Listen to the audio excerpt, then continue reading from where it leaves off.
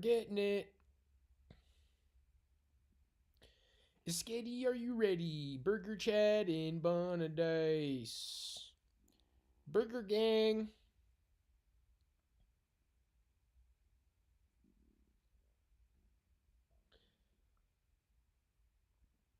Just about to hit 20,000 reps. Well, I got your email, Willem. And I gotta say, it kind of came out of nowhere. Interesting ideas, though. Interesting idea. Do you follow me on Twitter? Did you see that tweet I made saying I was kind of interested in doing some sort of a news program? Because I just said that. I don't know if you saw that tweet, but I think I did it yesterday.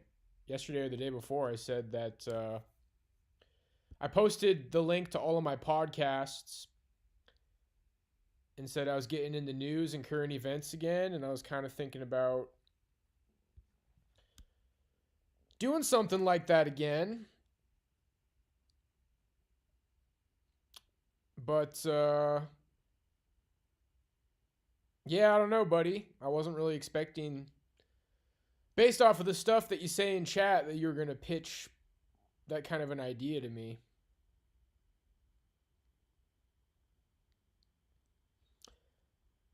Like, are you saying that, like, we're both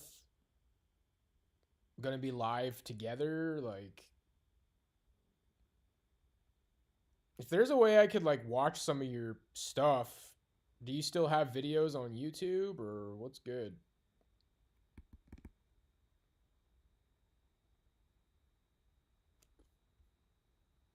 You didn't email me.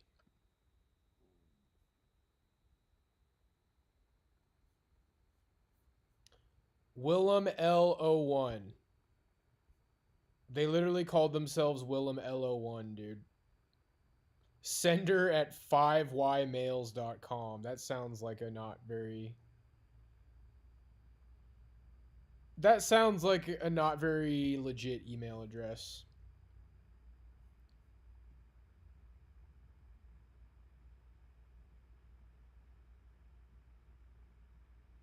That's me, yeah.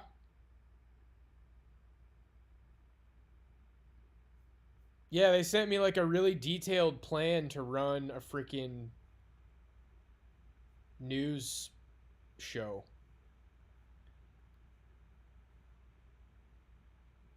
And what's sad, I mean, I guess on some level it's good that it's not you, because, like, what's stopping me from just doing this by myself? Like, why do I need this other person? They're like, I've been thinking about starting a YouTube channel like Steve Lookner's Agenda Free TV.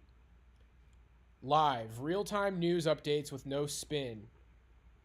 I've put together a plan for the gear we'd need, a budget, and some tips to make it work. What do you think about teaming up on this? Here's the rundown. So they listed a bunch of gear, like a Logitech C920 webcam. I mean, I already have a 720p webcam.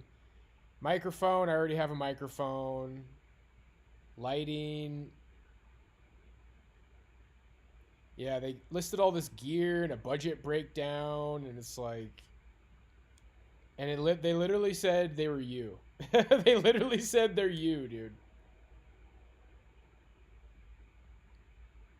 Wendy's has got $3 Sons of Baconator. Dude, I pulled up the movies you recommended on IMDb. Pakla. One of them sounded like perfect. Looks like it was a Studio Ghibli movie. I've been meaning to watch Cowboy Bebop. I keep forgetting about Cowboy Bebop. I have seen Beer League. Beer League has Artie in it. Artie from Howard Stern. Marnie. When Marnie was there. Is that a Ghibli movie? And then it looks like Arrayety is also a Ghibli movie, but... Yeah, one of the reviews was saying that, like, it's about, like, two lonely people like coming out of their shell or something. It sounds good. It sounds really good.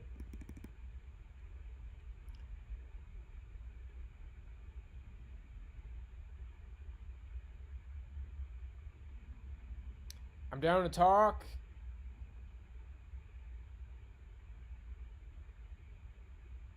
No, dude, I got it to my Gmail.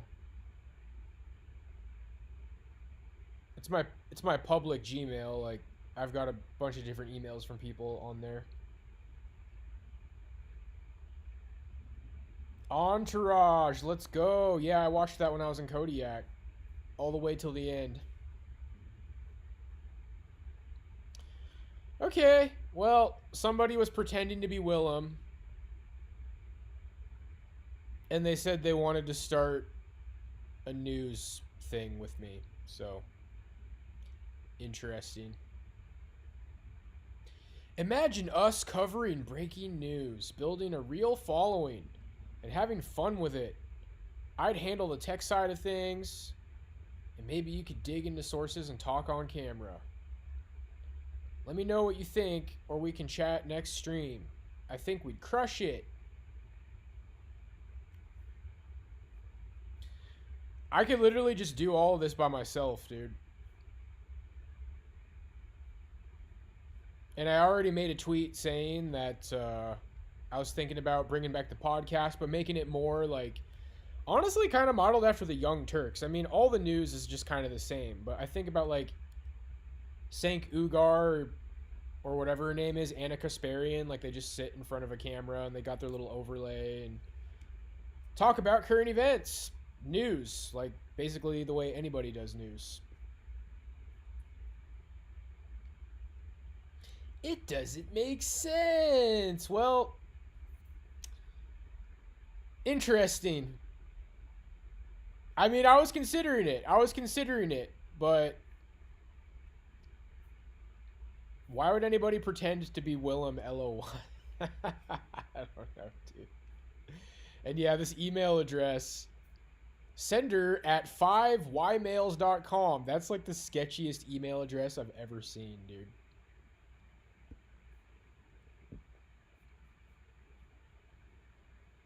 That's like that Family Guy cutaway where they're at like a car dealership and the entire like car dealership like collapses because it's so fake and bullshit. Okay, well, interesting. Nothing burgers in paradise.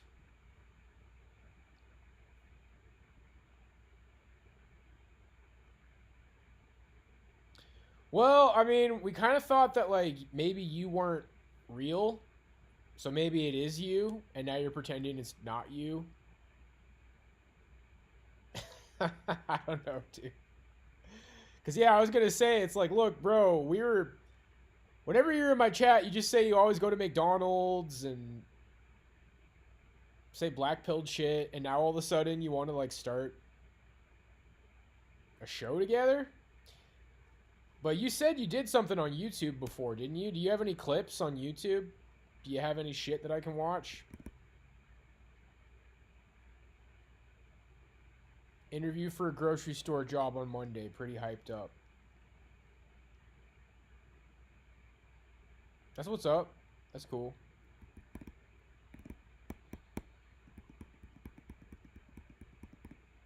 Somebody... Oh, they did?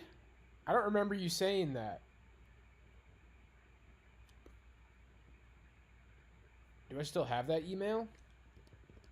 I wonder if it's the same email address.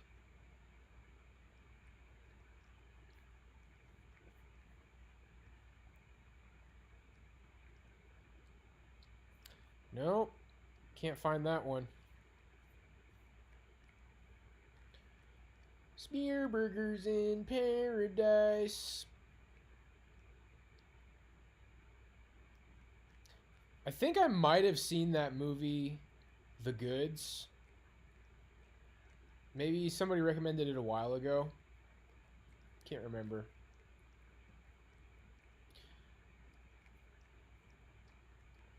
No burger.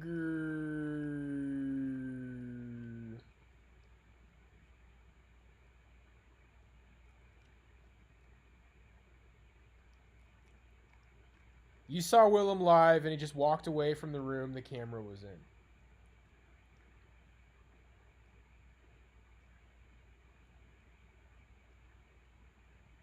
Wait, what?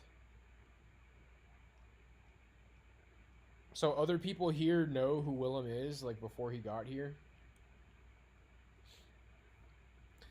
Oh, yeah. No, that's long in the past now. That's long in the past now. Dude, time is going by so damn fast. It's kind of crazy. It's kind of crazy. I think that was on Sunday when I did that kind of, like, Debbie Downer stream. And that was the day after I'd smoked for the last time, so life is back to normal. Just getting it and getting it. Yeah, it's not rated very high on IMDb, but what I've realized is there's some movies that are pretty good that are only rated like in the fives. It has like a 5.6 rating. Now, if a movie's rated under 5 on IMDb, chances are, like, there's no chance that it's good. There's no movie that's good that's ranked under 5.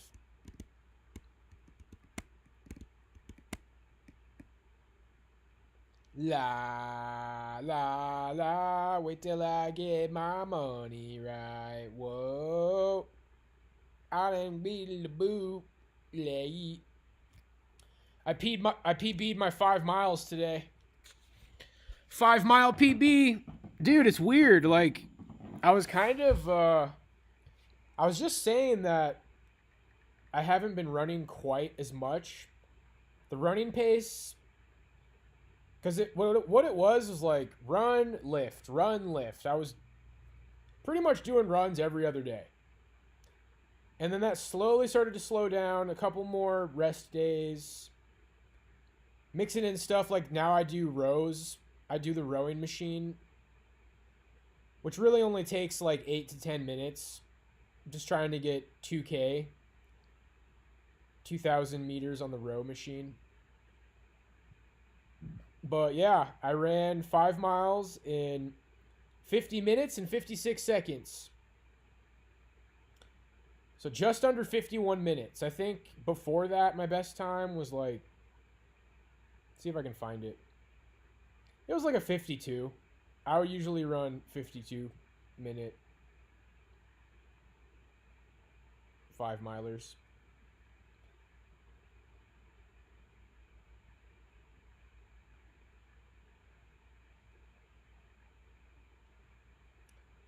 $8.57 for 5.01. That's actually pretty close. Wait, 8:57. 3 seconds. It's pretty close. I mean, it's supposed to be an easy run anyway, but yeah, I find that the shorter, more intense runs will build your longer runs. So like sprint intervals improves your 5K. Running a 5K for time improves your easy 5-mile run. But I haven't done a long run in a while, so felt good. If you like Beer League, you'll probably like The Goods. Very similar style. Nice. You know the movie Dirty... It's called Dirty Job. No, what the fuck is that movie called? Dirty Deeds? It has Norm Macdonald. Dirty Work. Yeah, Dirty Work. I got that on DVD. That's got Norm. I think Artie's in that somewhere. Oh, what the hell is this, dude?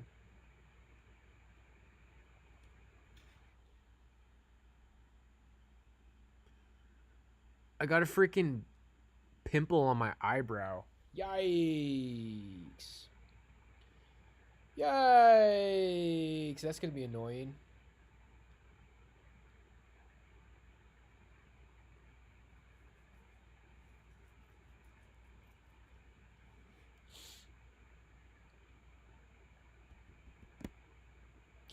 That's a good time, bro. Once you do 5 and under 50, that'll be great. Yeah, I was telling myself I wasn't going to do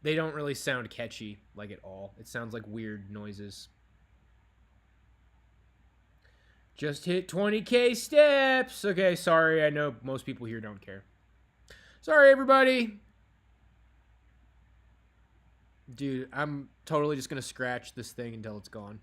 I can't have it. Can't have pimples.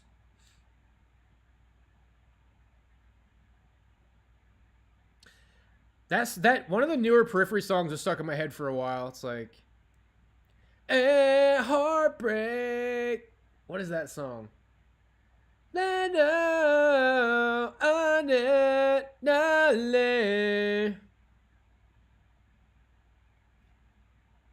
That's off their newest album.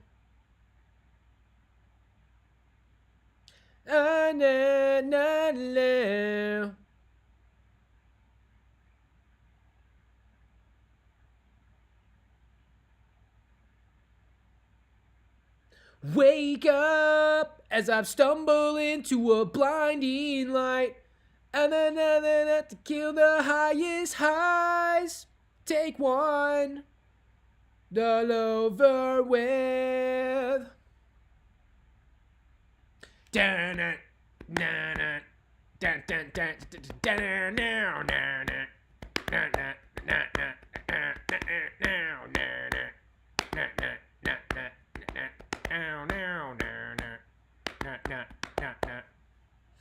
No, draw a face on it and start talking to it like Invader Zim.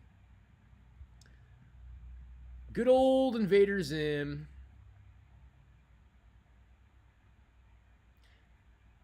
So that Invader Zim movie came out. Oh shit, dude. Another kind of shitty day of interactions on Twitter, but whatever. Engagement farming. That Invader Zim movie must have come out like 10 years ago or something. It was kind of funny though. I remember laughing a couple of times at it.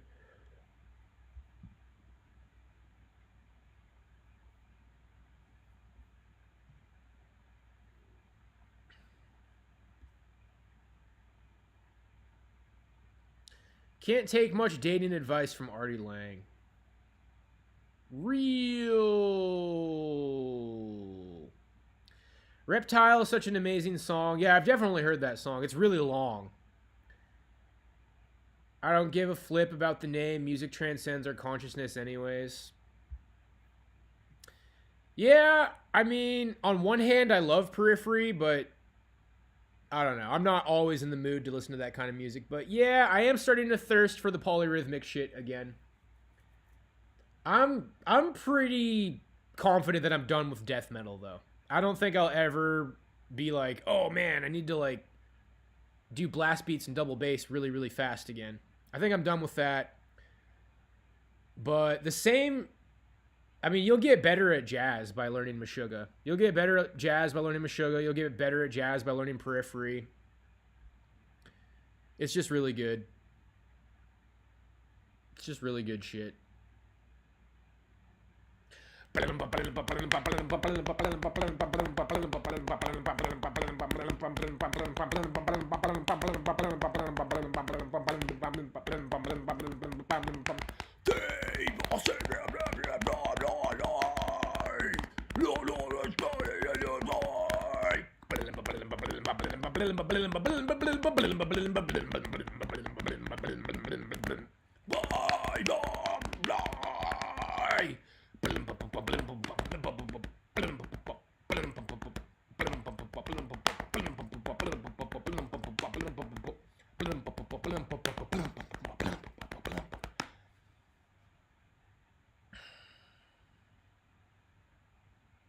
I tried rewatching the entire series once. Wasn't quite as funny as I remembered it being, but there were some pretty funny parts. Down out, down out, down out, down. In the days of my youth, I was told what it means to be a man. The day of the youth, I was told what to do it as best I can. He does. He does rock. We got a little rocker over here. Oh, Reggie Rock. Ruggle Rocky Jr. Hey, Ruggle Rocky Jr. Yeah, John Bonham's one of the OGs for sure.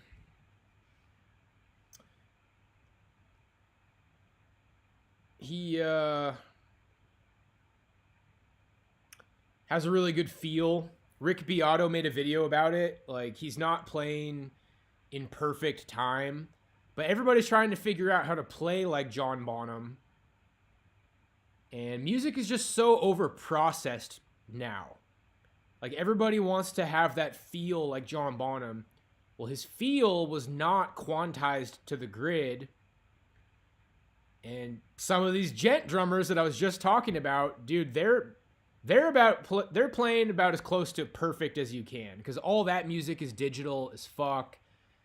And everything is so complex that it has to be locked in or else it's going to sound off. But yeah, the John Bonham feel is like a little bit looser. Plays really big drums.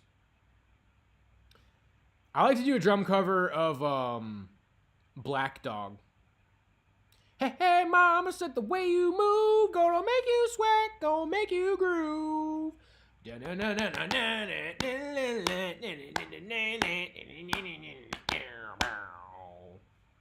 Oh yeah, oh yeah, all night long. Oh yeah, oh yeah. What up, oh, what a hey. Whoa, that woman don't walk my way.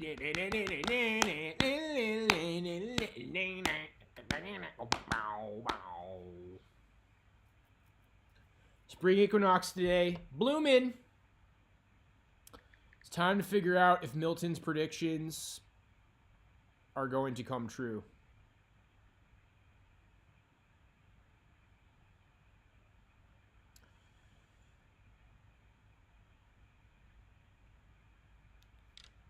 New Led Zeppelin documentary. Yeah, they were definitely innovators of their time.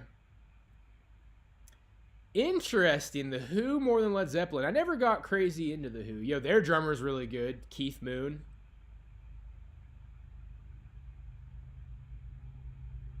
I should try to listen to more The Who. Rick Perry got me into Deep Purple. Yeah, I told that story, like, every single boomer rock band or like high school boomer rock cover band growing up in Kodiak, all of them played Smoke on the Water, dude.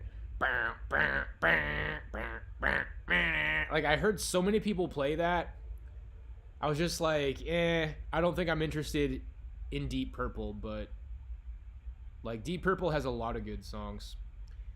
Their drummer's sick, dude. Their drummer's hands, Ian Pace, super fast.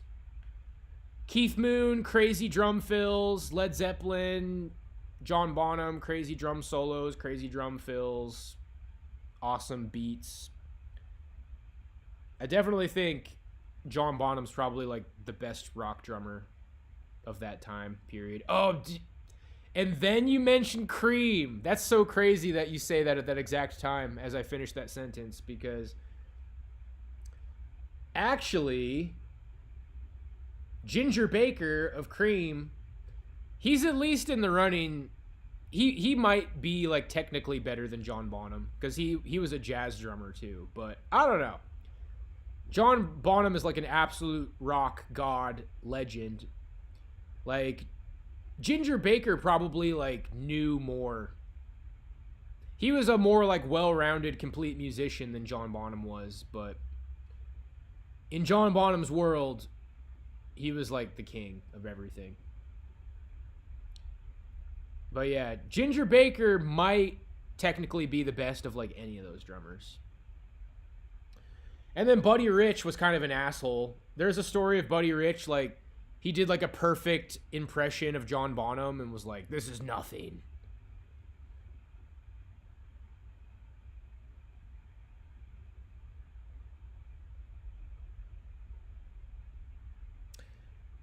I don't know, dude. The whole who's the best thing. I mean, if you rock, you just fucking rock. If you rock, you just rock, dude. Like, who cares if you're the best? I've been, interestingly enough, I started to get to a point where I'm probably more comfortable playing the super technical shit than I was in the past. Because I just kind of let it go. It's like, dude, listen to whatever you want to listen to. And appreciate drummers who sound good. And who cares what the best is.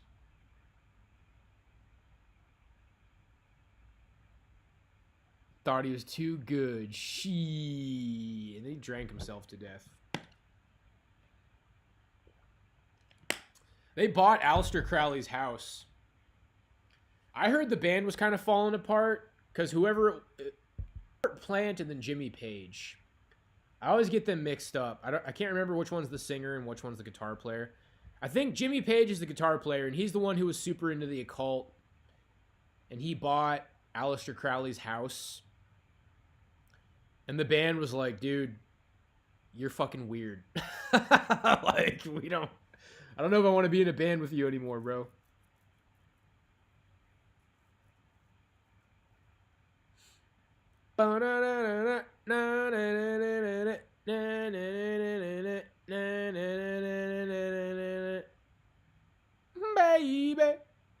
Baby.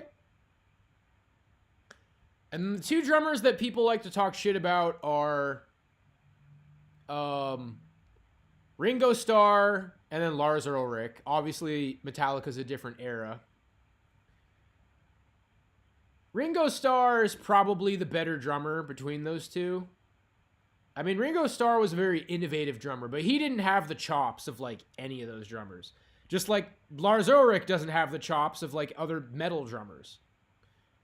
I think Ringo Starr and Lars Ulrich and Ringo Starr are similar kind of drummers, where it's like they were very creative, but they didn't really have that good of chops.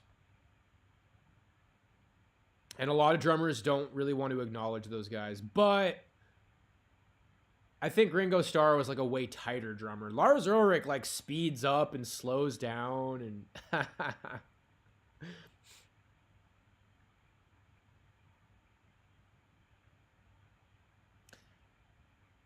dude, Rush. I just like never get into Rush. I've been meaning to get into Rush for such a long time. That's what I said about Tool.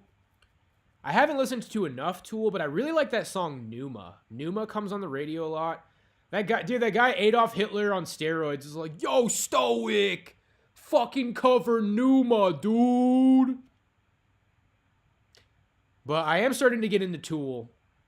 They have really deep, like, spiritual lyrics. I really like the I like the entire experience of Tool, dude. But yeah, whenever I hear Rush on the radio, I'm just like, damn, bro, I need to get more into Rush. Phantom Fears. If you choose not to decide, you still have made a choice. Phantom Fears. The spell. I will choose unto myself. I will choose free will.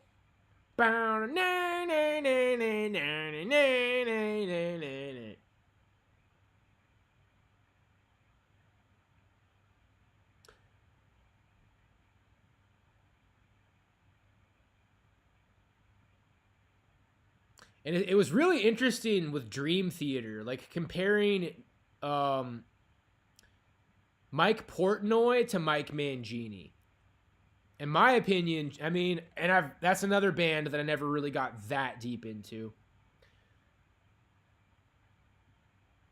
But like when Mike Mangini joined Dream Theater way back in the day, I was like, oh my gosh, dude, Mike Mangini's so much better than Mike Portnoy.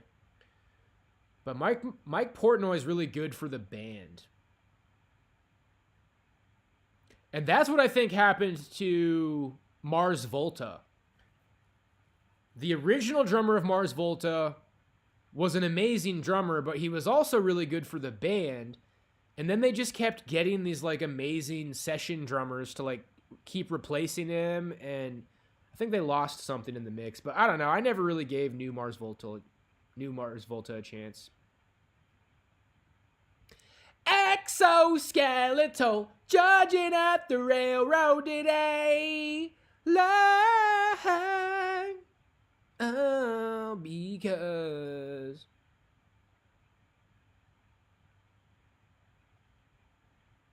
Only covers the first two albums. I don't know Led Zeppelin album by album that well. I just know a bunch of their songs.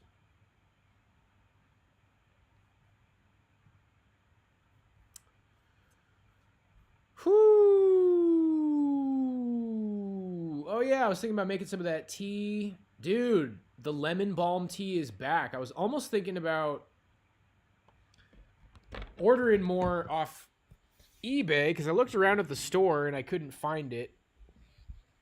But the other day when I did my grocery shop, I was like, hey, let's just take a little cruise through the tea aisle and see what we can find. Not even expecting to find lemon balm.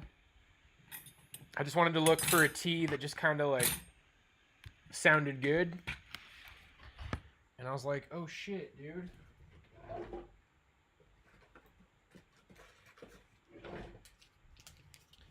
Elderberry, lemon balm, immune stress with ashwagandha. That's some good shit. It's a very subtle effect. Very, very subtle. But yeah, for somebody who like quit weed and stuff and you're just looking for just a little something, lemon balm just relaxes you a little bit.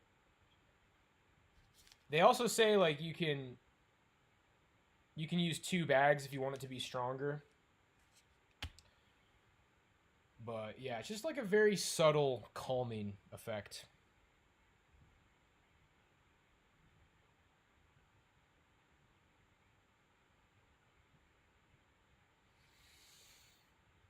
Whew, it's interesting to hear prog drumming that's like not influenced by jazz at all. See, these modern cats like Meshuggah and Periphery, I feel like that sounds like prog and jazz fusion at the same time. Whereas I feel like Neil Peart's not very jazzy at all. Neither is Mike Portnoy. But it's still really like hard. It's still really technical. It just sounds like rock music with like a lot of odd time signatures. Whereas Periphery, dude, they have like all of the feel. They have like all of the feel and like the fancy fucking. Periphery does that a lot now. Now Periphery like throws in sections where they like play jazz for a little bit. I always laugh about it when I'm in the car. Like on their new album, they go into the they just do like a nice little contemporary jazz section. It's like, oh, you guys are so fucking fancy. Look at us, everybody. We're Periphery. And we went to music school and we can play jazz. Fucking assholes.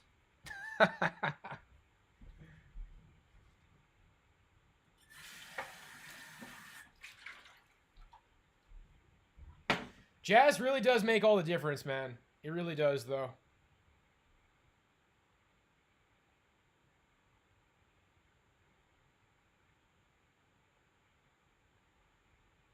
Hypersensitive to faces in public.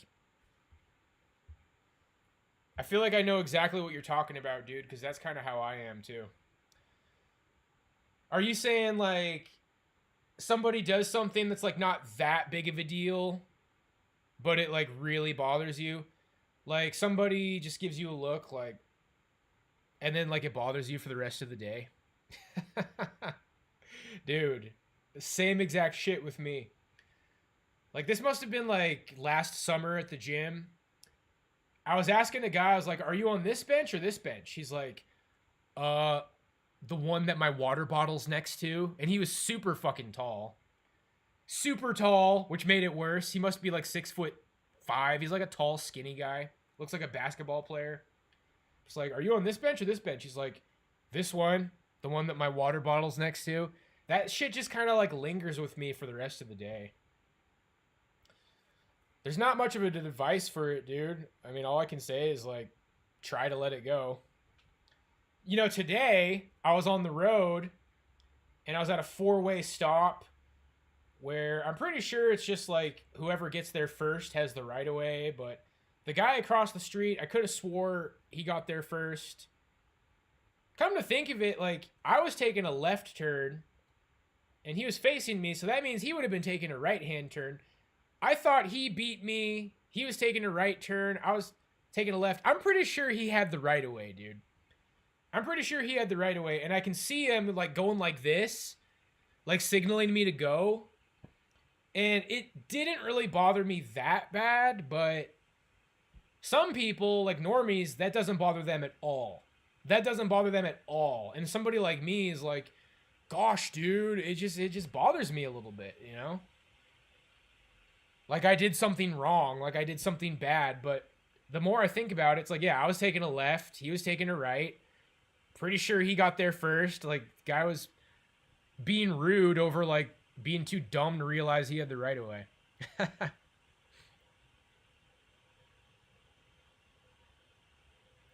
Bitch, I got money, bitch. I'll never forget that clip of the fat chick at McDonald's. Bitch, I got money, bitch. Bitch, I got money, bitch. Where's my food?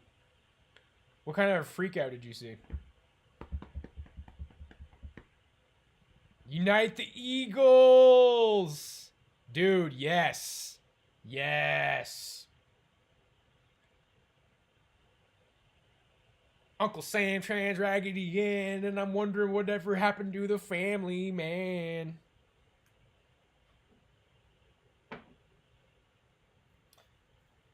It's been a little bit since I watched... Dude, okay. Here's what kind of slowed me down on John Clements. I was just starting to share his stuff and be like, yo, he's going hard. This guy's the best. He's fucking a Zionist, dude. He has, like, the Baptist whole, like, Israel Zionist Christian shit going on. Saying that Jews are the chosen people. And prophecies in the Bible talking about the Jews in Israel. It's not unforgivable, but it rubbed me the wrong way a little bit. It rubbed me the wrong way a little bit. I'm really not like other people on Israel. I'm a little bit more neutral, dude. It's scummy. Like, when people are super like all the nutty leftists who are going batshit crazy for Palestine, I get it, dude. It's basically ethnic cleansing. It's basically ethnic cleansing. It's basically genocide. But, you know, Hamas tries to sneak through their little tunnels and do their little terrorist attacks. It's a really ugly, gritty situation. It's been like that forever. The whole fucking thing about the Jews getting Israel to begin with was kind of scummy. The ethnic cleansing, the borderline ethnic cleansing is like kind of scummy, but can tell you what's going to happen, dude. It's not looking good for Palestinians. Everybody backs Israel. We're probably just going to witness like the slow, drawn out genocide of Palestinians until like they're all fucking gone, bro. Like that's probably what's going to happen, unfortunately.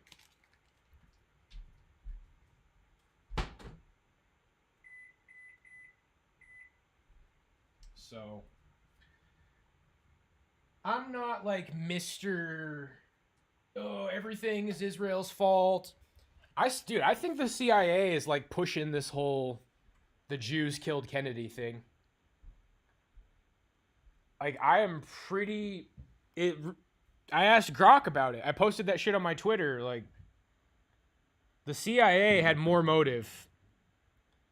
The CIA had more motive to kill JFK. Like, a lot more. And I just see everybody talking like they know for a fact. Like, I'm not going to say I know for a fact, but like Jake Shields, who is like the king of based right now, he's speaking like we know for a fact that Mossad killed JFK. It's like, I don't know, dude. I don't know, dude. And like people are trying to like cover it up by saying it's the CIA. Yeah, he wanted to. He was slowing down the process of them getting nuclear weapons. He wanted more checks and balances, and he definitely slowed down their process of getting nuclear weapons. But the CIA. Did I share that clip? Dude, I listened to an RFK clip on a Joe Rogan podcast going in detail on it. Like, he basically said the CIA was just designed to keep us in a bunch of wars. And they were trying to get into war with Cuba. And they briefed JFK about the Bay of Pigs operation. He's like, nope, you cannot use the military. We're not using military in Cuba. So they still went forward with their Bay of Pigs, which is all their little, like, glowy handled radicals, and they got fucking slaughtered, dude. They had this little tiny army of rebels that got absolutely wiped out by Cuba. Like, they asked JFK up front, will you back us up with military? No. And then they were doing it. Is like, our armies, our guerrilla armies are getting wiped out. You got to get the military to step in. Nope. That pissed off the CIA. And then on top of that, he fired Alan Dulles, who was, I think, the founder of the MK Ultra. And so, dude, he pissed off the CIA like really bad. He pissed off the CIA badly, bro. For Israel to kill him over just, slowing down the process of them getting nukes, that seems a little bit excessive. It could have been both, though. See, what people get all emotional over is whether or not, like, everybody bows to Israel and Israel rules the world. Regardless of whether or not that's the case, the Anglo-American establishment stands. Jay Dyer said as much. United States, UN, EU, England, UK, Israel. Israel is our boys, our greatest allies in the Middle East, holding shit down. It's our intelligence arm into the Middle East.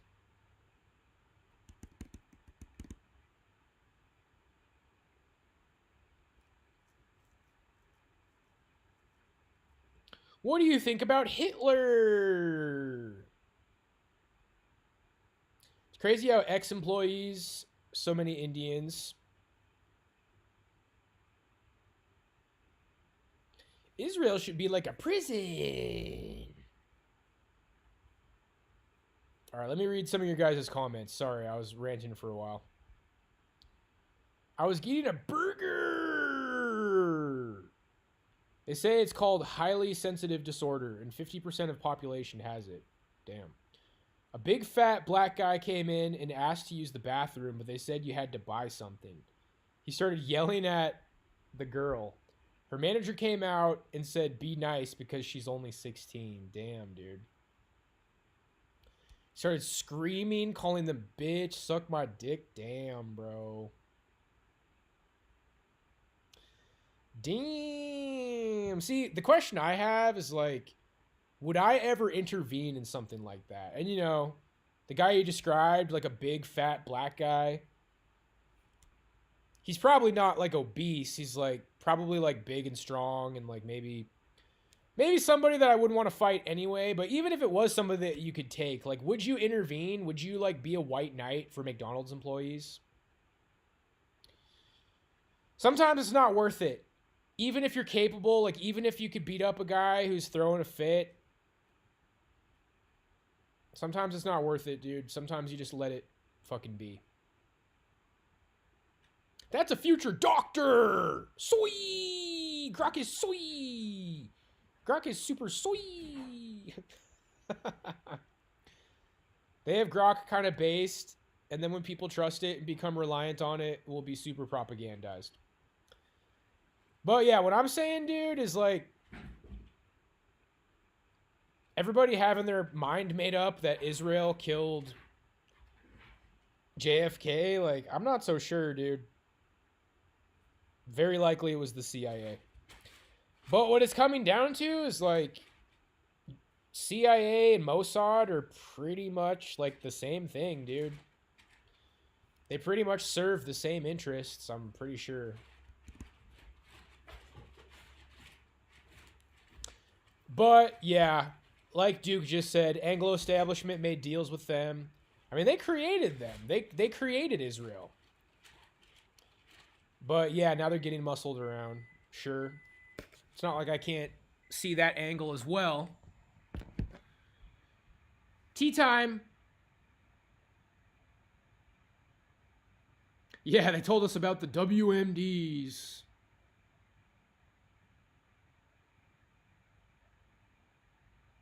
I'm convulsing. I gotta get my tea.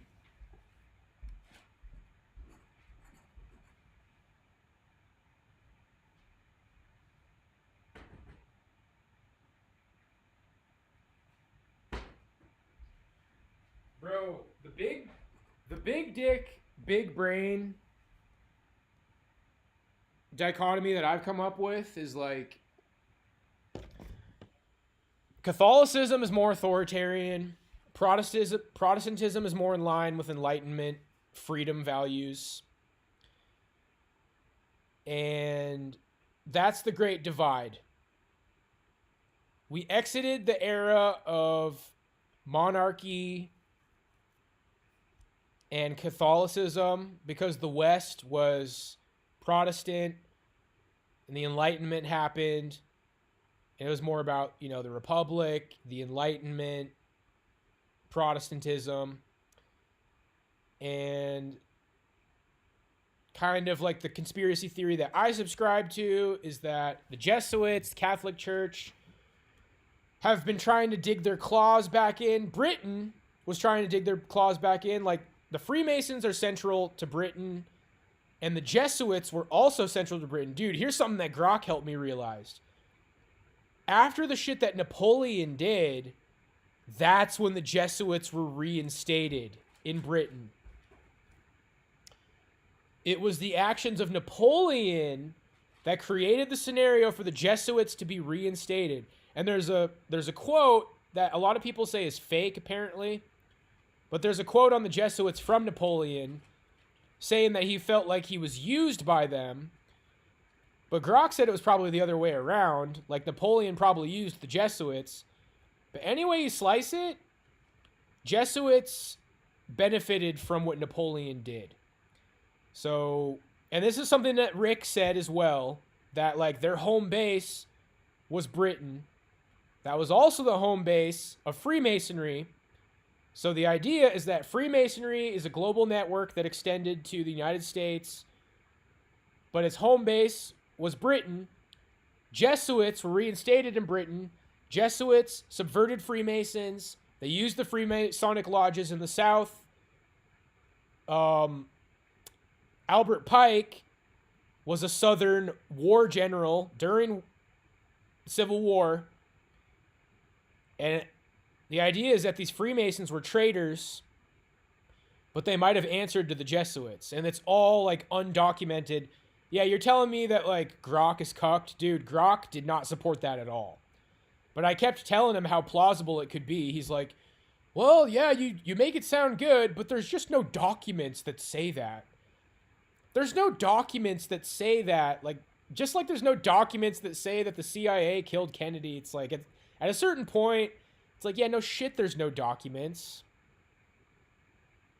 Yeah, London is their other base besides Israel. Owen Benjamin, I retweeted him the other day. See, Owen Benjamin says a lot of stuff about the Jews, but in this other tweet he was talking about, like, the mind control programs in London, in the Vatican.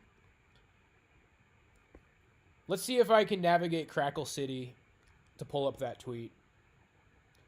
That shows that he knows his shit, dude. I'm not saying that there's nothing to Israel and the small hats, but yeah, when you're talking about, like, Tavistock in London, the Satanic, Freemasonic, London, Jesuit, Vatican shit. I'm still pretty convinced that's the heart of the corruption that rules the world. And if anything, it looks to me like, because I don't know, dude, I heard that Epstein was connected to the CIA.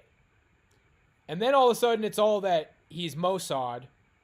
I mean, he was Jewish, and Ghislaine Maxwell was a Jewish supremacist, but I feel like I'm seeing a pattern of shit that maybe was the CIA getting blamed on Jews. And then it's like, who might be pushing that narrative? So I don't know, dude. The entire internet is really trying to strong arm everybody to this let's blame everything on the Jews and Israel shit. I'm just saying that I consider alternatives.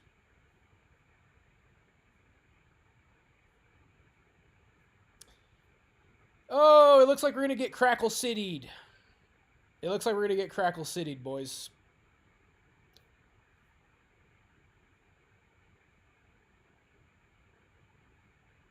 He's like a very small part Jewish, but yeah, he is.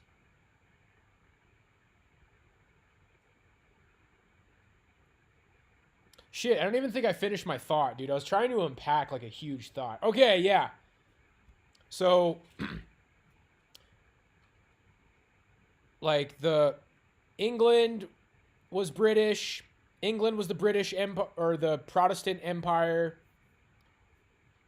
The West was becoming Protestant, Freemason, enlightened, republics, doing away with the monarchy.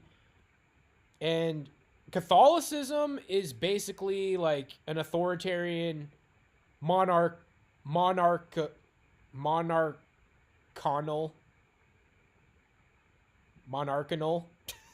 What's that fucking word? There's the Catholic authoritarian thing, and then there's the Protestant enlightenment thing. And I think like the New World Order is Catholic authoritarian.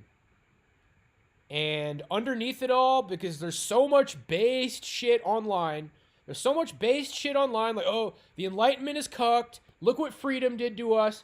Look at all this freedom. Look what it amounted to. It's cucked. Based Hitler, who was maybe in with the Catholic Church for a while. Based Mussolini, fascism, who was in with the Catholic Church. Based fascism. Based authoritarianism. The problem is the Enlightenment. Protestants are cucked. There's a lot of pro-Catholic, pro-authoritarian rhetoric today. And I'm not saying that there's nothing good about it. Like, we went over this idea a few streams ago. It's like, is it better for society to be completely Catholic? Everybody has to confess. Everybody has to no sex before marriage. Like, a monarchy that's Catholic, there's huge consequences. Like, people are not having promiscuous sex anymore. Society is enforcing Catholic values. I mean, bro, the Catholic system is like the bread and butter of authoritarianism. Catholicism basically is authoritarianism. And Protestantism basically is liberalism. And then that's where all of these based alt-right people on the internet are like, see, you get it. Protestantism is cucked. Cucked enlightenment, based authoritarianism. And it's like, but that's the entire alt-right psyop. Like, do we really want to go back to a monarchy? Do we really want to live in authoritarianism? Is it really based to live under fascism? The dying breath of a philosopher asks you, are you sure you want to get rid of your freedom? That's my take, boys. That's my take. The dying breath of a philosopher as the world gets so fucking heckin' based. Are you sure the answer is giving away your freedom? Because this was a Protestant nation, and it went to shit.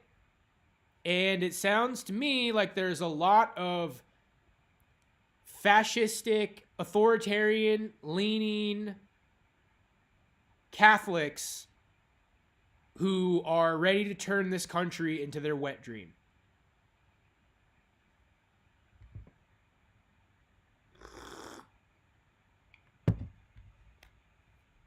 I try not to be contrarian about J stuff because normies are catching on. TV show I'm watching made me think it was the Italian mob that whacked JFK. You know that they used the Italian mob against Castro. The CIA did.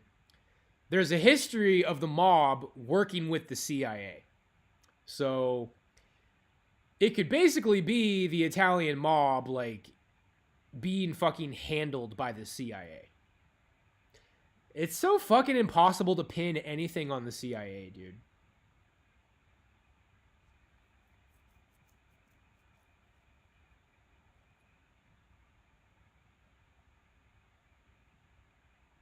Blamed it on communist radicalization. That's CIA bread and butter, dude. So much shit became controlled by the CIA under the guise that we needed that to protect the country from communism. That's how they got the Catholic Church to sign up with the CIA's doctrinal warfare program. And then, yeah, then you come to this narrative. It's like, well, did the CIA control the Catholic Church at that point? Or is the CIA Catholic? And then it's just like, well, and see, this is where I line up all the fucking dominoes and they all fall down. The Catholic Church existed before Israel. The Catholic Church existed before the CIA. It's older. It's older, dude. Jesuits were before Israel. Jesuits were before the CIA. And the fact that the Jesuits were just so fine with collaborating with the CIA, it's like, well, it suggests to me, I'm leaning towards that, like, yeah, the CIA is heavily Catholic. Now, if you do want it to be the J theory, that's somewhat new. Like, they got a lot of power after World War II, after their little Holocaust narrative and obtaining Israel.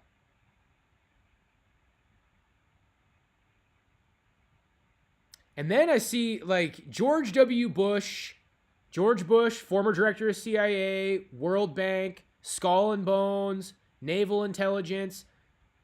That's the Anglo-American establishment. George Bush's regime is Anglo-American establishment. But Barack Obama, Hillary Clinton and Barack Obama are like something else. Barack Obama was something different. I don't know if... I think he represented something different. So there's like actually warring factions. There's some sort of like a loony, far left, anti-white thing that's not the Anglo-American establishment. But it could just be a golem. It's like a CIA golem. I don't know, dude. I'm playing all the chess pieces in my head, and like everything points to Anglo-American establishment. I think maybe the Freemasons were based once upon a time.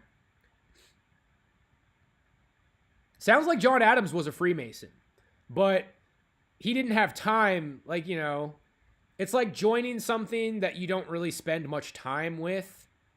A lot of prominent figures were Freemasons at that time, but John Quincy Adams ended up joining the Anti-Freemason Society.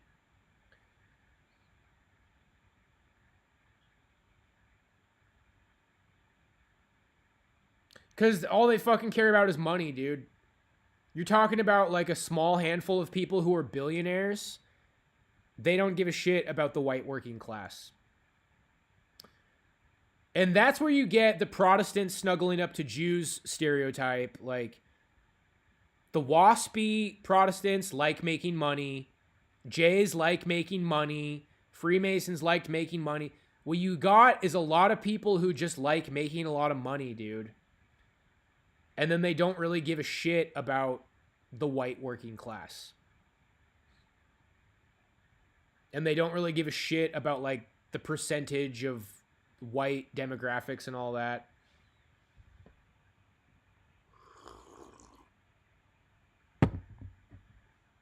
But then when we talk about Jays taking over the Anglo-American establishment, which I got to a point where it's like, yeah, it's getting really close to me kind of like hopping over to that side.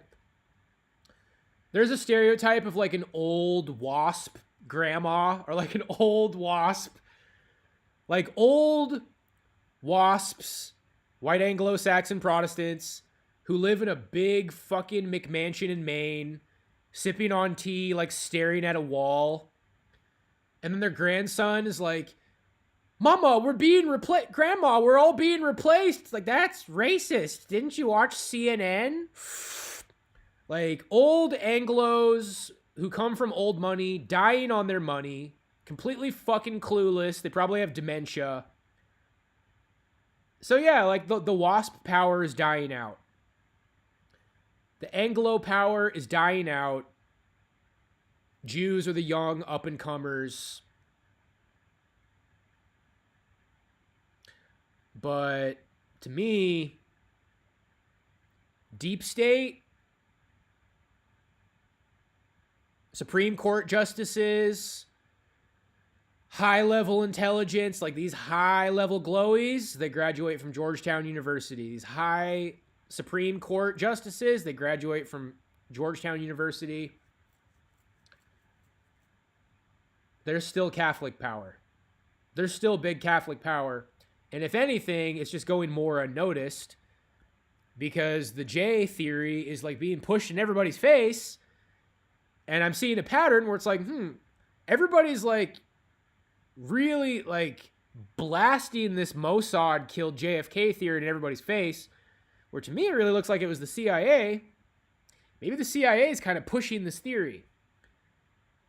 And then maybe the CIA is still Catholic.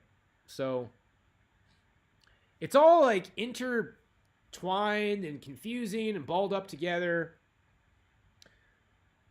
They all have seats of power. They all have seats of power. I guess what it really comes down to is who runs the show.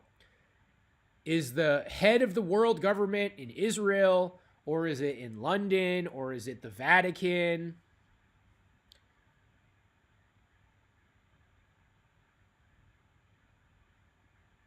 My heart says London gets first place. And then maybe Vatican and Israel are tied for second place, but maybe Israel gets second place. First place London, second place Israel, third place Vatican.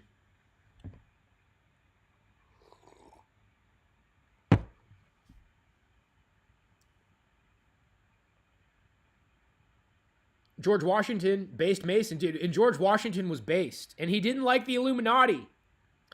Thomas Jefferson did like the Illuminati. It's easy to be like, oh, Thomas Jefferson was a Freemason, and he liked the Illuminati, and he had connections to France.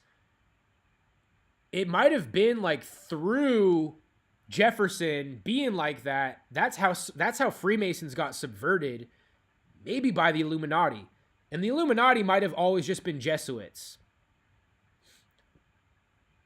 What Grok suggested is that everything the Illuminati did in the French Revolution benefited the Jesuits. And that's how they got reinstated. People say that Napoleon was Illuminati. Dude, it all connects together. Everything that Napoleon and the Illuminati did benefited the Jesuits. They got their power back through the actions of the Illuminati and whoever the fuck I was just talking about. Napoleon. So yeah, I'm not going to act... I mean, it would be fascinating to learn a lot about early Freemasonry. Like, everybody wants to learn about Freemasons. I want to learn about, like, really early Freemasonry, bro. Because I think people fucking bowing to the eye and creating the plan for world dominance, and the Illuminati straight up might have just been a golem of the Jesuits because everything they did benefited the Jesuits.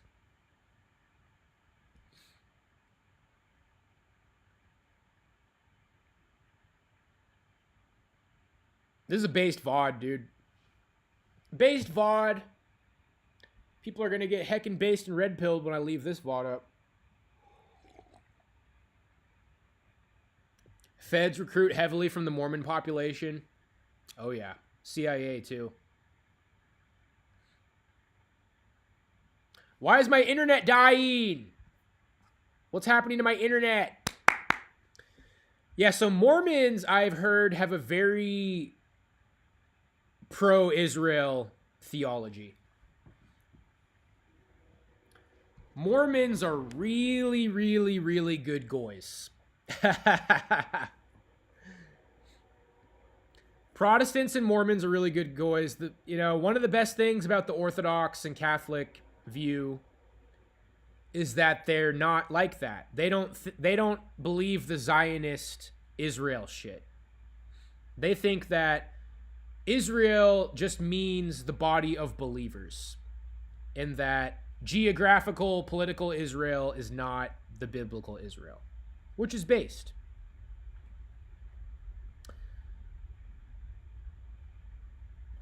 Like, the same way that I think maybe I could be a Gnostic, which I'm kind of not, but I kind of am at the same time. I respect Gnosticism. That's what it comes down to. And I think it's relevant, and I think it's worth knowing about and talking about. Same way I think about that is... Oh my gosh, I think it's falling apart. Hold up. More tea.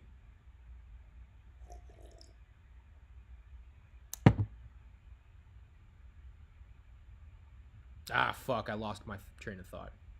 A lot of big brain shit going on right now, dude. A lot of big back takes on this stream. We're going deep. They want my loosh. Oh, yeah, the link. I saw that. Was that for the Raggedy Ann song? Uncle Sam trans Raggedy Ann. Why are there so many tall men and women in the gym? Thanks for the dono, black-pilled Giga Tyrone. Okay, here's the song. I kept it unlisted in case he tries to flag it. Oh, okay. Fucking Crackle City, boys. Shit. I wish I didn't lose that train of thought, dude. Fucking lost that train of thought. I was unpacking an idea and I just... Too many details. Too many fucking details, bro. Okay. Yeah. My computer's too Crackle City to even open that fucking link. You want to post that link on, like, my latest community post in the comments? My computer's completely sprigging out now. I'll just use that link later.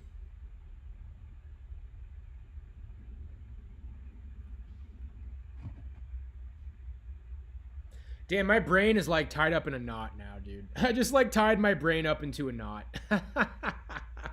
That whole rant just like crashed into a wall. Like, Jesuit, Freemason, Israel, Catholic, fuck my brain.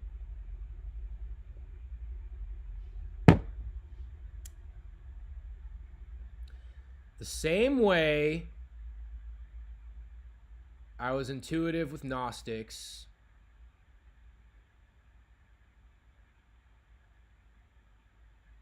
is the same way I'm intuitive with something about fucking free, or I don't know, dude.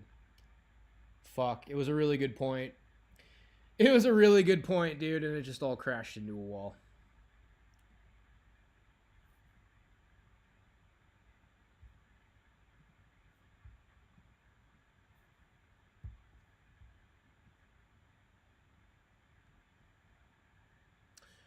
Loosh farm. Well, that's an important point, bro, is that, like, the theology I've been talking about, like, just do what Jesus said, I believe that that's Catholic theology. It's actually just Catholic theology, but it's also Marcionite theology. Like, only following the New Testament is both Catholic theology and Marcionite theology. I really don't think you're ever supposed to base anything off of the Old Testament, bro. I think the Old Testament is just story time. And there's a lot of scholarship that suggests that Psalms and Proverbs, a lot of them are borrowed from other things. Like it's a collection of just general wisdom of the time. And it's good wisdom. See, the same way that you can learn things, the same way there's a lot of wisdom in the Old Testament, there's also a lot of wisdom in the Poetic Edda. There's also a lot of wisdom in, like, Homer, you know, the Iliad, the Odyssey. Greek mythology has wisdom. Roman mythology, Hinduism has wisdom. The Bhagavad Gita has wisdom. And I think it's the exact same kind of wisdom that's in the Old Testament. Some of it is literally the same. Some of it is literally the same, dude. And some people be like, oh my gosh, that's so heretical. I can't believe what I'm hearing. I mean, it's like, yeah, you know. David killed Goliath because he kept his faith in God. And Odin wrestled the giant grandma because he fucking was connected to Odin. I mean, it's just, it's easy. And I hear John Clement's doing this, like, oh, you know, Samson, like he'll tell a story about Samson, or just he'll tell a story about somebody from the Old Testament and use it for like wisdom and bravery. And yeah, it works. But there's a lot of stories like that. You could tell a story about like Martin Luther King and derive the same wisdom. I mean, I really think the highest theological knowledge of how to live your life comes from the New Testament. And I think I'm making a video tonight about that. More on that, because I found more verses. There's one from 1 John. Anyone who says to you they love God but does not love his brother is a liar. And who is your brother according to Jesus? There's a verse from Jesus that, who do you think is my mother and my brother? I tell you, this is my mother. And I tell you, this is my brother. And he's pointing at his disciples. Like they're near his family. And they're saying something about his mother. And he's like, this is my mother. And he points at one of his disciples. This is my brother. And he points at another one of his disciples. You combine that with the 1 John verse. Anybody who tells you they love God but doesn't love their brother is a liar.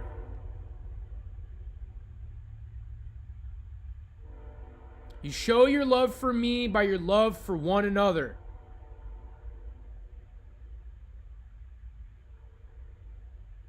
I think it makes a lot of Christians angry because they realize that they don't even like the Bible at that point.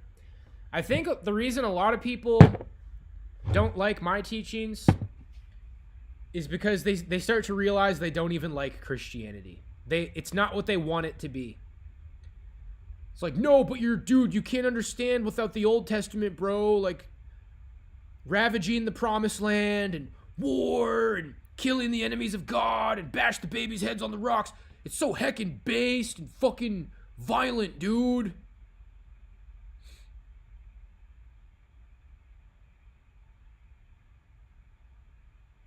And that's where you have the fork in the road, where it's either like, well, as a Catholic, we follow the new covenant of Christ, and clearly he wanted us to live in a different way other than the Old Testament. And they also have to acknowledge that Jesus changed some of the law. But if you take the other path, it's like, you know what? The reason Jesus changed the law is because he didn't even agree with the law to begin with, and he's not even talking about Yahweh when he talks about his Father in heaven. And I think the best possible way to fathom Gnosticism is ancient aliens. Not necessarily space aliens and spaceships, but Yahweh is some sort of a material creature that is capable of like creating the planet and creating life. But Jesus is with like the spiritual, beyond everything God. Yahweh potentially could have been some sort of a physical being. The easiest way to explain it is it's an alien, space intelligent life form that had modern technology. Like, we can create life now. We can create clones. We can do genetic splicing. Some sort of an intelligent creature that fucking created humanity. And Jesus is referring to the real spiritual God of everything. That's above that. That created the demiurge.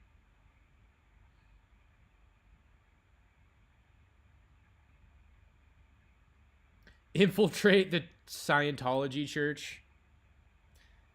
You gotta watch out for those people, man.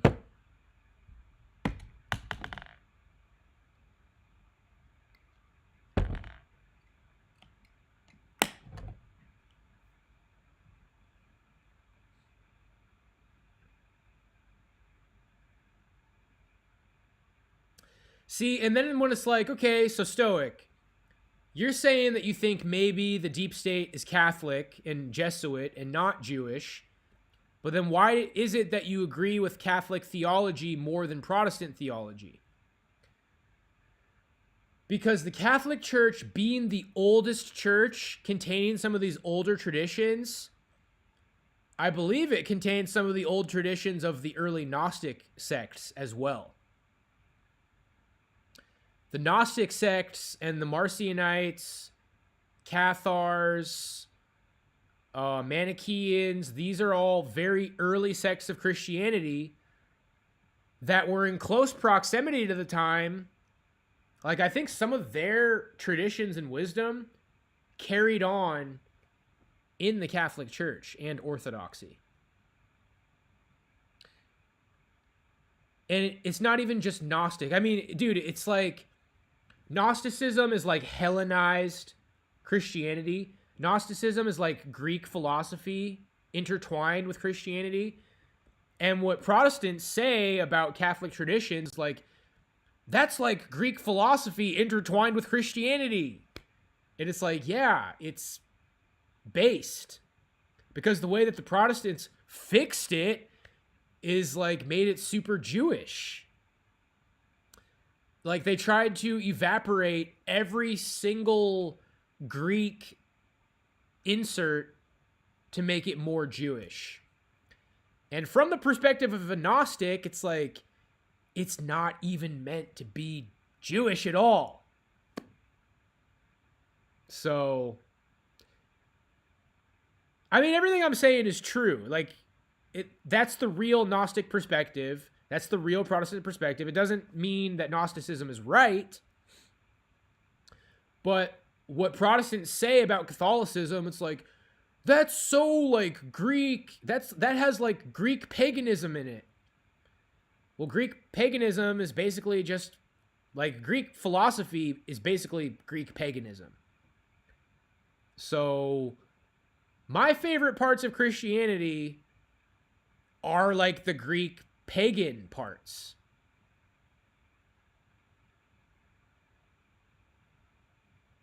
Protestants made it really boring. It's like, no, we don't want to have a beautiful church. Greeks are heretics because they have beautiful artwork and they're amazing, like, miracle of the world tier cathedrals. We don't want that. It's disrespectful to God to have a beautiful church.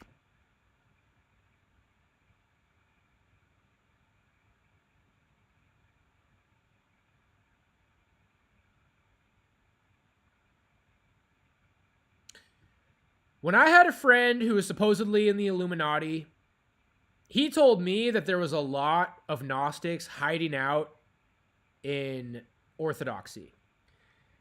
And a lot of Protestants and Baptists and Calvinists would be like, yeah, no shit. People like Southern Israelite say that Orthodoxy is Gnosticism. And I'm like, can we be more based?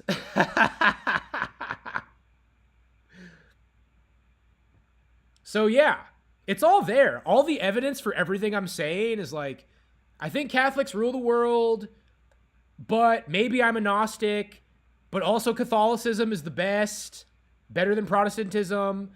But I think the Protestant system of freedom and enlightenment is better than the authoritarian system of the Catholics, because Catholics rule the world, and Catholics are maybe evil because they worship the demiurge in the oldest form, because Gnosticism is true. To maybe some people, it sounds like it's all fucking over the place and I'm crazy and retarded, but it all checks out. Everything I'm saying checks out. Just, this is the part where you get like an angry Baptist and they'll be like, Orthodoxy or heretics, they're practically Gnostics. See what I'm saying?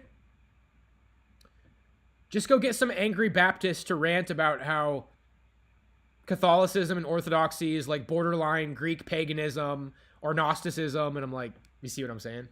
It all checks out, dude. Let's Islam it.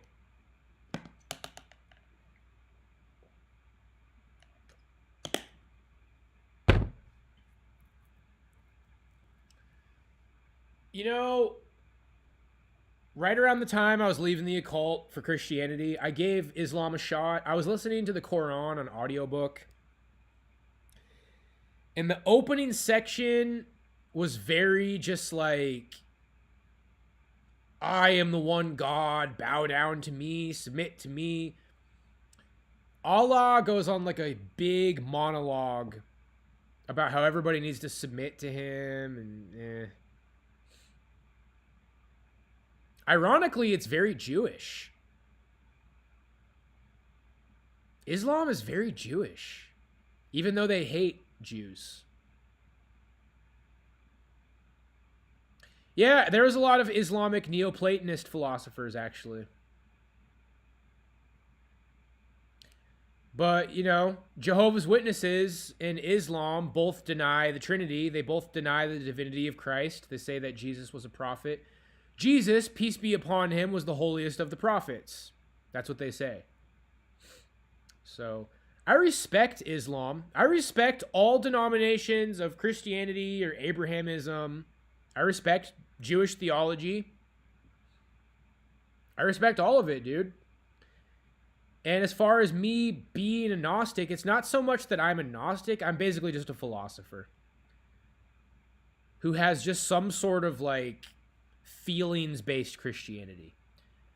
But I know theology, and I actually think that my Gnostic theology is just real Catholic theology.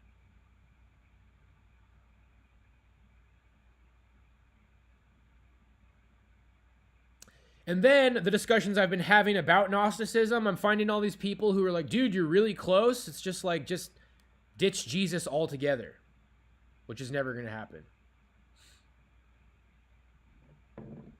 But yeah, I respect Hinduism, and I basically respect all religions to the point where it's like you could say I'm kind of like a perennialist.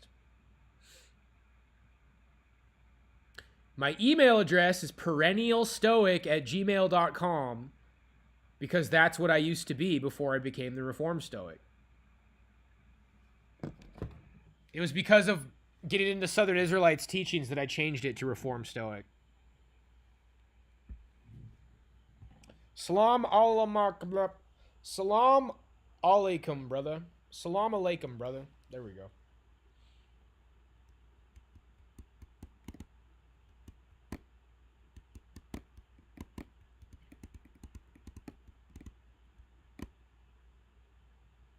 So some of the other Gnostic perspective I've been getting is that Jesus was born a Jew,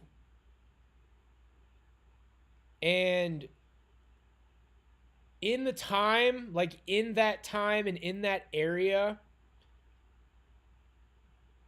how do I explain this, dude? It's like just because he was born to a Jewish family, like he was God, he was like from God, born as a human, and he just happened to be born Jewish.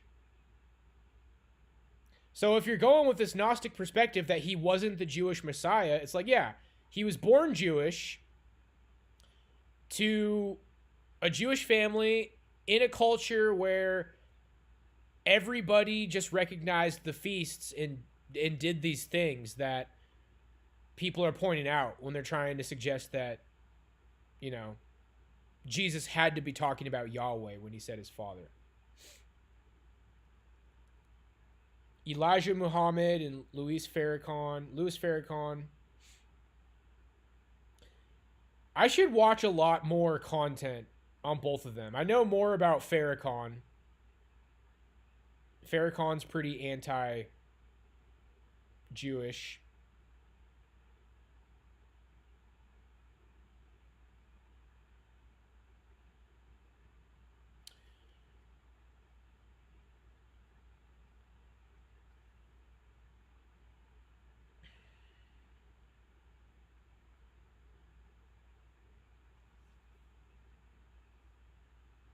I appreciate it, Ratlick. Yeah, man, I feel like a lot of Christians are very, especially Protestants. The whole Protestant thing is like every other religion is trash. There's just nothing good in it.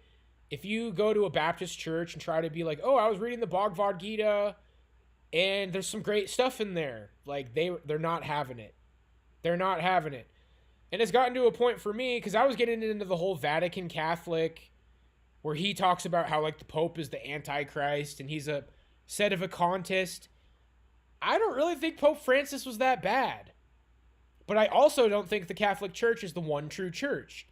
So once you have the perspective where it's like, okay, Catholics are basically wrong, even though they also have a great religion, and the Catholic Church is not like the end all be all, and the Pope is not really like the ultimate authority mediator of God. When you look at Pope Francis through that lens, it's like he was an all right guy. He's still alive, right? I know he was really sick. Vatican Catholics talking about how like, oh, he refused to like sit on the throne and he refused to accept the title. There was all these like little technicalities, and he was just kind of trying to like make a point to be humble. He's like, I don't want to dress in the fancy robes. I don't want the fancy title. He's trying to be Christ-like. He's like, I don't want to be seen as a king. I want to be seen as a servant. And then Vatican Catholic uses that as evidence that he's like the anti-pope, antichrist. And it's like, no, I think he's kind of just a down-to-earth guy. Now, he's also, you know, very liberal. Rad trad lads who try to say like, oh, he's subverting the traditional Catholic Church. Like, yeah, the traditional Catholic Church inquisitioned people and has a very like totalitarian system, and I respect that religion as well. But yeah, it's like I don't think like Pope Francis is some horrible evil person. I think he's fine. I think he's an all right guy.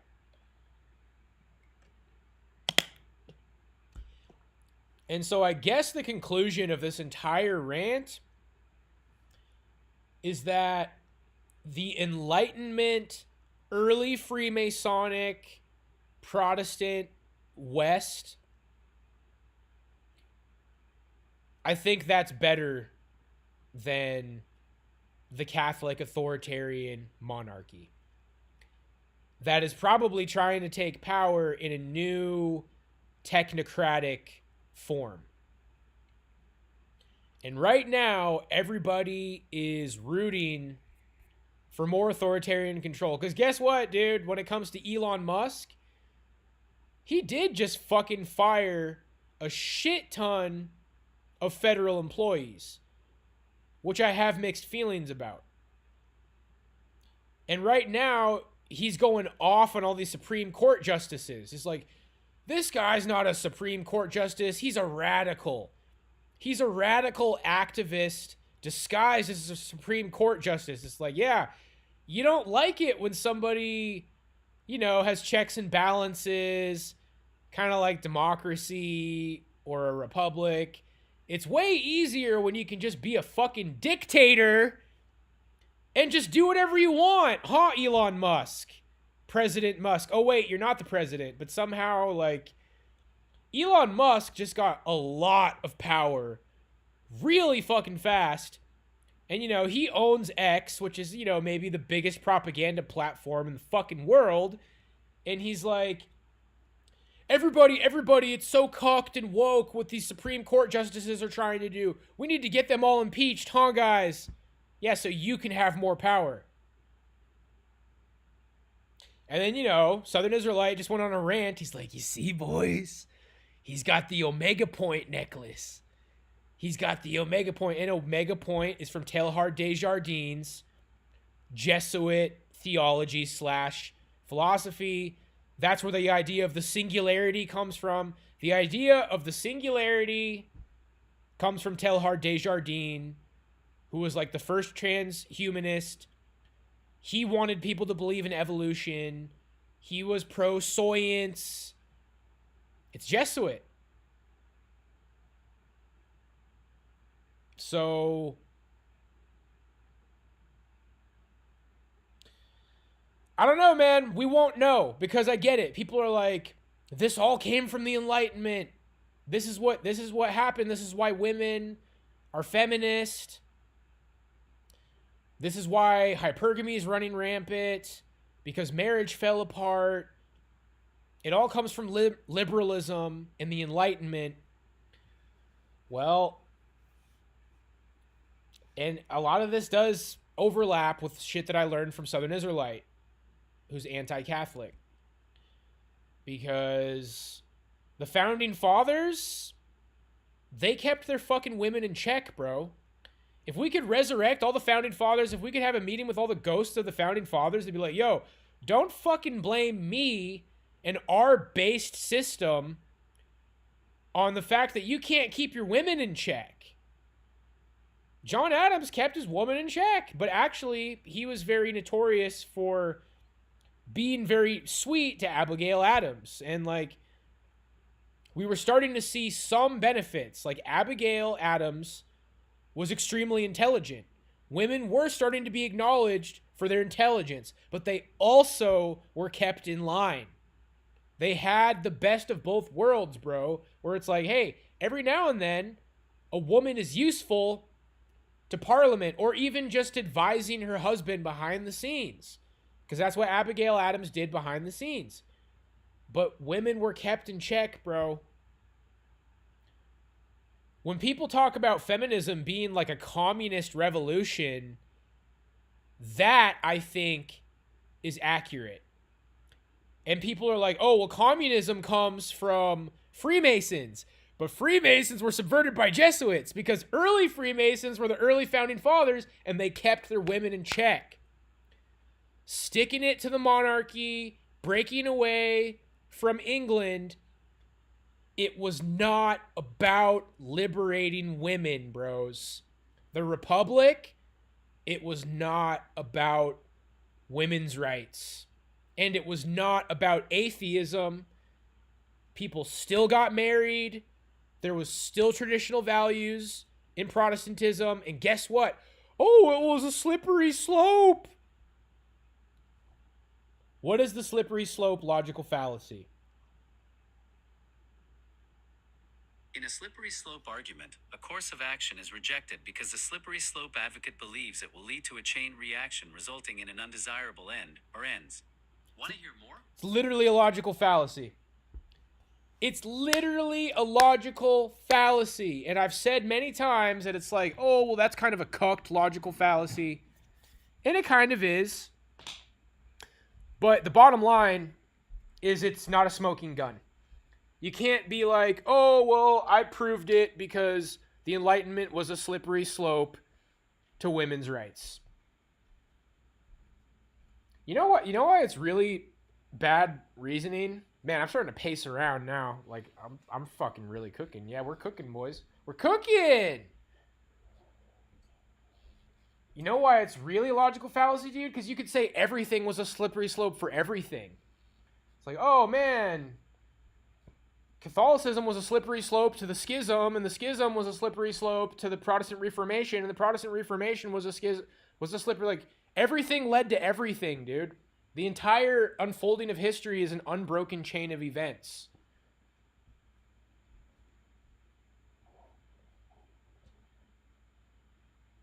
But I don't know. Bottom line is a fallacy. FDR's wife was very much involved behind the scenes too. PayPal Mafia hype. PayPal Mafia, what is that? I mean, I know that he created PayPal, but I've never heard that term used before. Okay, I don't know why we started standing up. I just wanted to turn the light on. Ugh. But yeah, guys, like, I guess what I'm starting to see is that the entire 4chan experience, the entire alt-right, 4chan, everything so heckin' based experience is we are paving the way toward authoritarianism. We're getting to a point where a shit ton of young men want fascism. They want a monarchy. They want authoritarianism. I think likely if and when that happens, 10 years later, 5 years later, you're going to be like, fuck. It was a lot better to be free. It's like, dude, it's like Satanism, man. Like, it's like Satan has tricked us into wanting our freedom taken away. Because, yeah, a lot of people are retarded now. And they had the right to be retarded because they were free. But if you can just mind your own business, it's like, okay, a lot of women are ruined, but whatever. I'm gonna mind my own business and I'm gonna try to find a woman who's not ruined.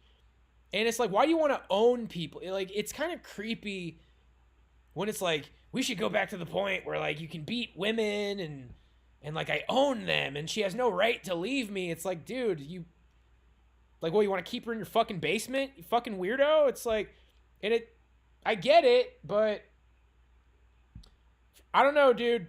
I think it's pretty hard to beat freedom, man. It's like, okay, you're stupid and you're on drugs. Not my problem. She's a nutty feminist. I don't want to be with her anyway. A lot of people are retarded because of, well, I don't know if it's because of freedom, but it's easy to say, oh, you know, if we were all getting like kept in our place by black shirts with batons beating us, then we'd be less likely to have these problems. It's like, yeah, but I don't need to get beaten with a baton, dude. Somebody's gonna beat me with a baton and tell me to fucking work at a Walmart. Somebody's gonna beat me with a baton and like tell me I'm not allowed to live my life the way I want to live it. And so in conclusion, I'm pro freedom. I don't think the Enlightenment was cucked. I don't want to live in authoritarianism. And it took me a long time to see that because I was so heckin' based, dude.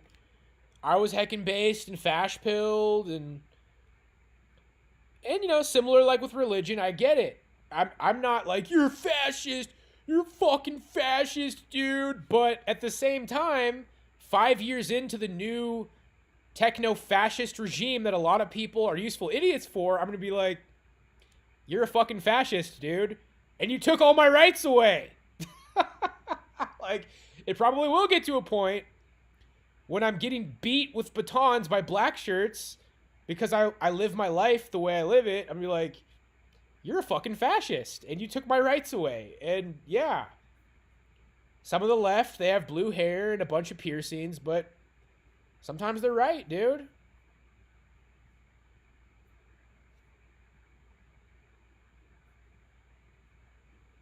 And guess what? All of these protests going on, Like, oh, the left is so unhinged, attacking the Teslas. They are, bro, but they're standing up for their beliefs, dude. And maybe like a really hot take that's really hard for people to understand or see the merit of is like the left is way more radical and fanatic when it comes to their beliefs than the right is. The modern right is you can't fucking get laid to save your life and you get brainwashed by the CIA in your mom's basement on 4chan. And that was me. And that was all me. But the modern right wing is you get told what to think by fucking CIA honeypot in your mom's basement and you can't get laid. And the modern left is fucking burning shit down because they are taking a stand. And I think it's cringe. I think it's like, dude, you're going to blow up some random guy's Tesla just because Elon Musk made it? The guy who bought that Tesla might even be a leftist or just some moderate who doesn't even care about politics. And he's got a wife and kids. And you're fucking up some random guy's life because he drives a car that you don't like. It's retarded. I mean, now that I've said something nice about them, it's like, well, on the other hand, they're kind of like, they're like the French Revolution. These fucking lefties are like the people who were behind the French Revolution who just straight up murdered and killed. I mean, these people will kill people, dude. The left will straight up fucking kill people. They'll talk about how horrible Israel is for what they do to the Palestinians. These same fucking people will justify killing like women and children because, like, well, they're Trump supporters. They're the family of Trump supporters. They deserve to die. They're fucking nuts. They're nuts.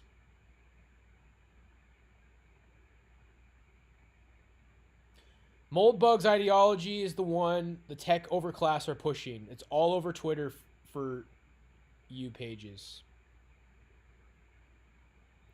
Yarvin is a neo-monarchist. Marvin Moldbug, is that his full name? And that's PayPal Mafia. Curtis Yarvin. Okay. Technocracy, bro. Technocracy.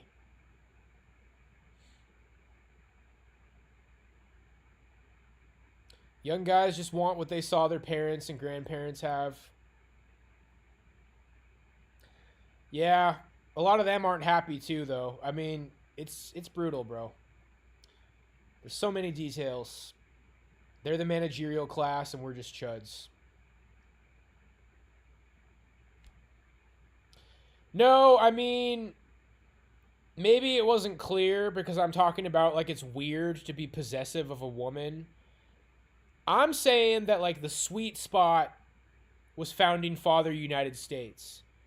And in Founding Father United States, women wore the fucking sundresses and frolicked through the fields and didn't work and got married young. So that's what I'm saying is the peak of society. When people are like, the peak of society, like what Rick said, the peak of society was Catholic feudalism, that's retarded.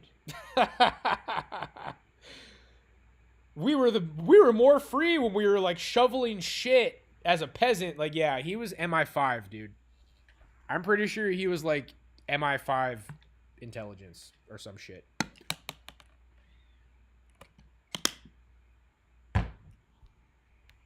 Took me a long time to develop my own opinions on the world, bro. Yeah, peak of society. I mean, it's like society back then was like an empty pot for a plant, like an empty pot planter, and all the seeds of shit were already in it. So yeah, maybe the peak was 1950 to 2005, but there was a lot of shit plants that were already in motion that were not in motion back in the day And a lot of what created those times was Vietnam, forever wars. That's what people are starting to call forever wars.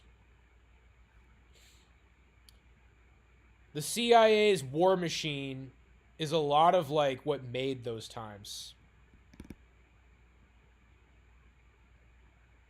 Which, you know, the American conservative viewpoint is kind of like, well, those are our boys. The CIA is our boys, and don't fuck with America if you don't want to go to war. And best country in the world, freedom. It's kind of fucked up, though.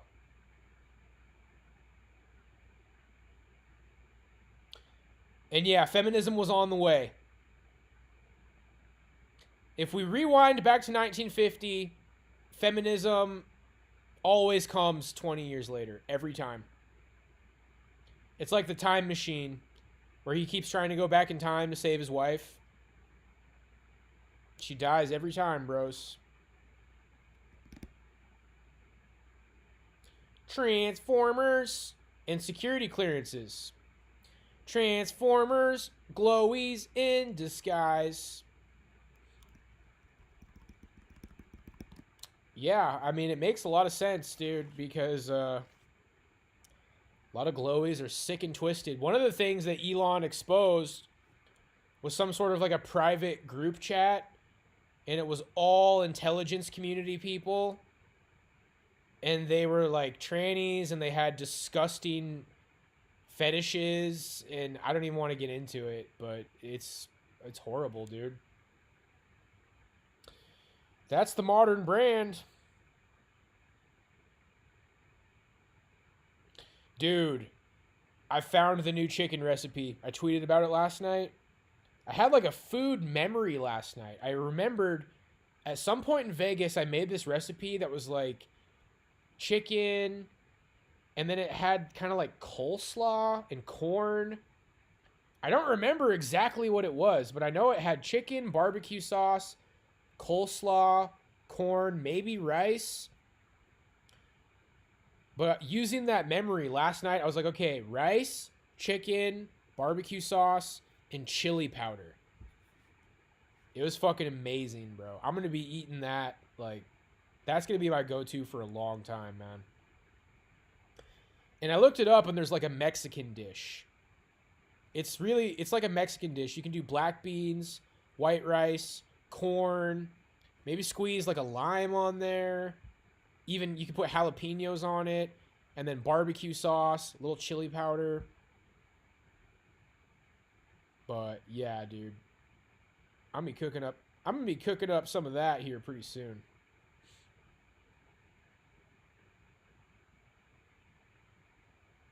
Brat Summer. What does that even mean, dude? Kamala is brat. I have no idea what that means. Leftists would cry and call for people's lives to be ruined for drawing a swastika. Well, they want authoritarianism too. That's where it circles back around. It's like the left calls the right fascists, and a lot of them are, and the right calls the left communists, and a lot of them are. Everybody's trying to take away my freedom, dude. And here's where it gets really crazy, because freedom comes from the enlightenment. It's like you kind of have to be enlightened to enjoy freedom. And, you know, I've had my rants where it's like, I'm a chosen one and I'm enlightened. But I think, like, in the philosophical sense, I've put in the time. It's like, damn, it sucks that it's really hard for me to find a girl. But I don't want Commissar Jamal to knock on my door and be like, come with me, comrade, grab a shovel. It's like, don't want that. And I don't want to get beat up by black shirts, dude. Because everybody can see that the authorities have had a problem with me. Clearly the authorities had a problem with me to where fucking the chief scientist of Intrepid Corp was parked outside of my fucking house pretending to be a mailman. So when the government becomes fascist, it's like those same fucking people are going to be in power, dude. And then I have to answer to them indefinitely.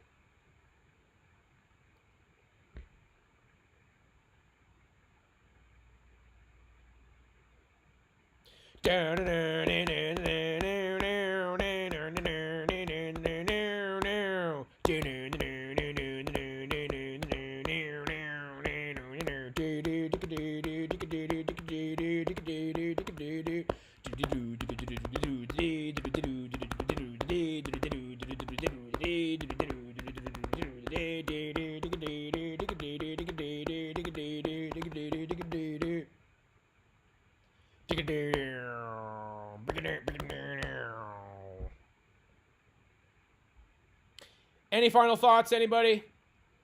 That's 2 hours of just solid smear. 2 hours of smear.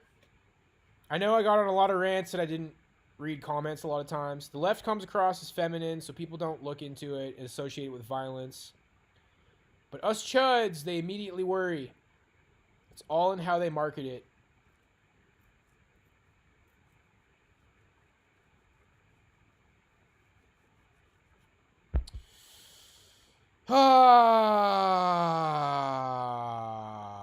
Why is my connection working like shit?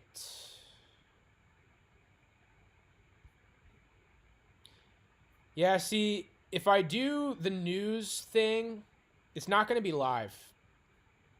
My internet's not good enough for it to be live.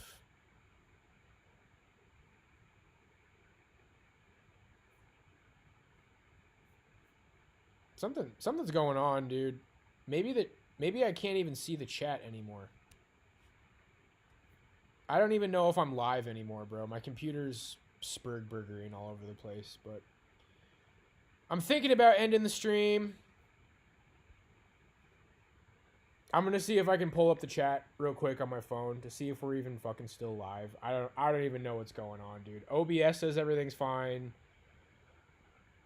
but my fucking live stream is like buffering and chat's not moving, and I feel like maybe that's because something's not working. 1 second. Okay. It looks like we're live. Yep. No, I really can't see the chat anymore. I haven't seen the chat since Duke said true. Seems like the 70s and 80s were the best times. 90s would be sweet too.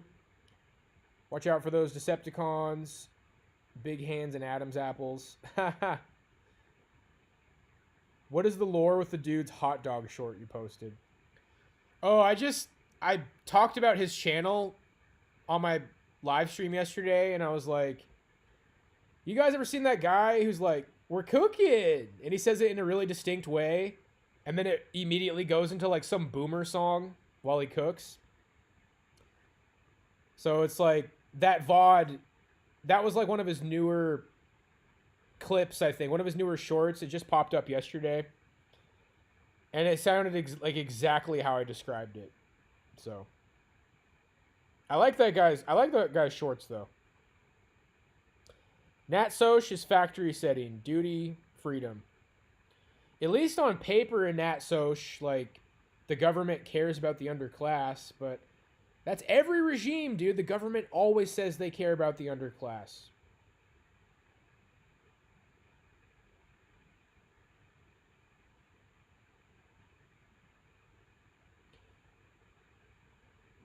It's a video game, and the two main factions are at war with each other, called Duty and Freedom.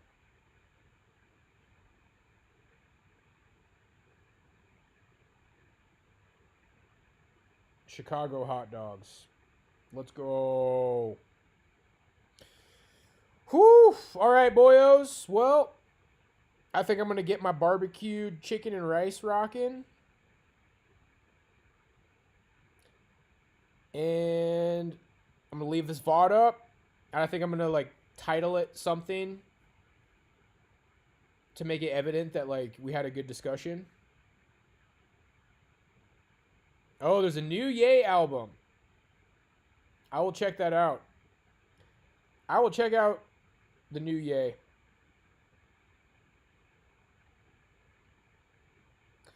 I'm ready to grill. hard. I think I'm gonna watch some of those Ghibli movies. I might watch through like all of those movies you recommended, Pakla, because we're big grilling now.